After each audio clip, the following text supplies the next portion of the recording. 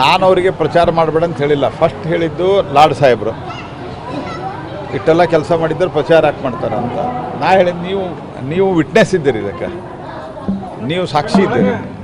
ನಾನು ಯಾವುದೇ ರೀತಿಯಾದಂಥ ಒಂದು ಅವ್ರಿಗೆ ಪ್ರಚಾರ ಮಾಡಬೇಡ ಅಂತ ಹೇಳಿಲ್ಲ. ಅವ್ರು ಹೇಳಿದ್ರು ಇಷ್ಟೆಲ್ಲ ಕೆಲಸ ಮಾಡಿದ್ರೆ ಮೋದಿಯವ್ರು ಪ್ರಚಾರ ಯಾಕೆ ಮಾಡ್ತಾರೆ, ಮನ್ಯಾಗ ಕೂಡಲಿ, ಟಿ ವಿ ಬಂದ್ ಮಾಡಲಿ ಅಂತ ಹೇಳಿದ್ದು ಅವ್ರು. ನಾ ಹೇಳಿನೇನ ಅವ್ರು ಹೇಳಿದಾಗ ನಾ ಹೇಳಿದೆ ನಿಮ್ಮ ಗ್ಯಾರಂಟಿ ಸಕ್ಸಸ್ ಆಗ್ಯದ ನಿಮ್ಮ ತಲೆಯಾಗದಲ್ಲ, ನೀವು ಯಾಕೆ ಪ್ರಚಾರ ಮಾಡ್ತೀರಿ ಅಂತ.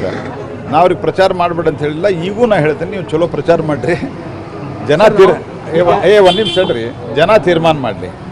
ಆದರೆ ಕಾಂಗ್ರೆಸ್ ಪಾರ್ಟಿಯವರು ಈ ಕೋರ್ಟಿನಲ್ಲಿ ನಂಬಿಕೆ ಇಡೋದಿಲ್ಲ ಅನ್ನುವಂಥದ್ದೇನು ದುಸ್ಥಿತಿಗೆ ಬಂದಿದ್ದಾರಲ್ಲ, ಅವರು ಇನ್ನೊಂದು ಮಾತು ಹೇಳಿದ್ದಾರೆ,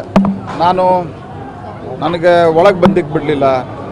ಸುಪ್ರೀಂ ಕೋರ್ಟ್ ರಿಜೆಕ್ಟ್ ಮಾಡಿದ್ದು ನಿಮ್ಗೆ ನಾವಲ್ಲ, ಮತ್ತು ಇಡೀ ಟ್ರಯಲ್ ಕೋರ್ಟ್ದಲ್ಲಿ, ಹೈಕೋರ್ಟ್ದಲ್ಲಿ, ಸುಪ್ರೀಂ ಕೋರ್ಟ್ದಲ್ಲಿ ಅವ್ರು ನಿನ್ನೆ ಹೇಳಿದ ಮೇಲೆ ನಾನು ನೋಡಿದ್ದೆ, ವಿವಿಧ ಬೆಂಚ್ಗಳು ರಿಜೆಕ್ಟ್ ಮಾಡಿ, ವಿವಿಧ ಜಡ್ಜ್ಗಳು ರಿಜೆಕ್ಟ್ ಮಾಡಿದ್ದಾರೆ. ಅರ್ಥಾತ್ ಒಂದು ರೀತಿಯಲ್ಲಿ ಇಂಡೈರೆಕ್ಟಾಗಿ ಅವರು ಕೋರ್ಟಿನ ಬಗ್ಗೆ ಮಾತನಾಡ್ತಾ ಇದ್ದಾರೆ, ನನ್ನ ಬಗ್ಗೆ ಮಾತನಾಡ್ತಾ ಇಲ್ಲ. ಸರ್ ಅವ್ರು ಇನ್ನೊಂದು ಹೇಳಿದ್ದಾರೆ, ಧಾರವಾಡ ಜಿಲ್ಲೆಯಲ್ಲಿ ಲಿಂಗಾಯತ ಬದುಕಬೇಕಂದ್ರೆ ಈ ಸರಿ ಜೋಶಿನ ಸೋಲಿಸಬೇಕು, ಒಂದು ಸೀಟ್ ಬಿಜೆಪಿ ಹಿಂದುತ್ವದ ನಮ್ಮ ಸುತ್ತಮುತ್ತ ಅಂದ್ರೆ ಅವ್ರಿಗೂ ಗೊತ್ತದ ಹಿಂದುತ್ವದ ಮೇಲೆ ನಾವು ಗೆಲ್ತೀವಿ ಅಂತ. ಆದ್ದರಿಂದ ನಮ್ಮ ಸುತ್ತಮುತ್ತಲ ಇದ್ದಾರೆ. ಇಲ್ಲೇ ಮಹೇಶ್ ತೆಂಗಿನಕಾಯಿ ಅವರು ಈ ಸರ್ತಿ MLA ಆಗ್ಯಾರ. ಅವ್ರು ಯಾರು?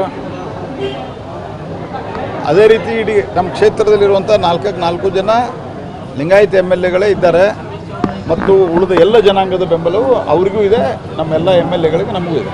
ರಾಹುಲ್ ಗಾಂಧಿ ಟ್ವೀಟ್ ಮಾಡಿದ್ರು, ರಾಹುಲ್ ಗಾಂಧಿ ಸಿದ್ದರಾಮಯ್ಯ ಈ ಗೃಹಲಕ್ಷ್ಮಿ ಯೋಜನೆ ಗ್ಯಾರಂಟಿ ಸ್ಕೀಮ್ನಿಂದ PC ಸೆಕೆಂಡ್ನಲ್ಲಿ ಹುಡುಗರು ಉತ್ತೀರ್ಣಾಗಿ ರ್ಯಾಂಕ್ ಬರಬೇಕು ಅಂತ ಕ್ಲಿಯರ್. ಅವರು ಯಾರ್ದಾರ ಮನ್ಯಾಗ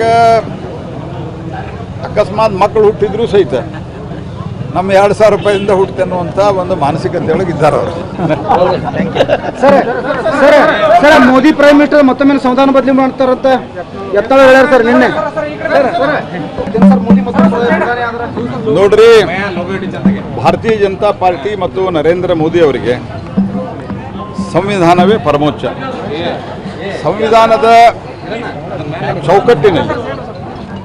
ಸಂವಿಧಾನದ ಚೌಕಟ್ಟಿನಲ್ಲಿ ಏನೇನು ಬದಲಾವಣೆ, ಈಗ ಆರ್ಟಿಕಲ್ 370 ನಾವು ತೆಗೆದು ಹಾಕಿದ್ವಿ, ಟ್ರಿಬಲ್ ತಲಾಕ್ ತೆಗೆದು ಹಾಕಿದ್ವಿ. ಇವೆಲ್ಲ ಸಂಗತಿಗಳನ್ನು ನಾವು ಭಾರತದ ಸಂವಿಧಾನದ ಫ್ರೇಮ್ವರ್ಕ್ದಲ್ಲೇ ಮಾಡಿದ್ದೀವಿ. ಮುಂದೂ ಭಾರತದ ಸಂವಿಧಾನದ ಫ್ರೇಮ್ವರ್ಕ್ದಲ್ಲಿ ದೇಶದಲ್ಲಿ ಏನು ಬದಲಾವಣೆ ತರಬೇಕು ಆ ಬದಲಾವಣೆ ತರ್ತೀವಿ. ಆದರೆ ಭಾರತೀಯ ಜನತಾ ಪಾರ್ಟಿಗೆ ಸಂವಿಧಾನವೇ ಭಗವದ್ಗೀತೆ, ಸಂವಿಧಾನವೇ ರಾಮಾಯಣ, ಸಂವಿಧಾನವೇ ಸರ್ವಸ್ವ.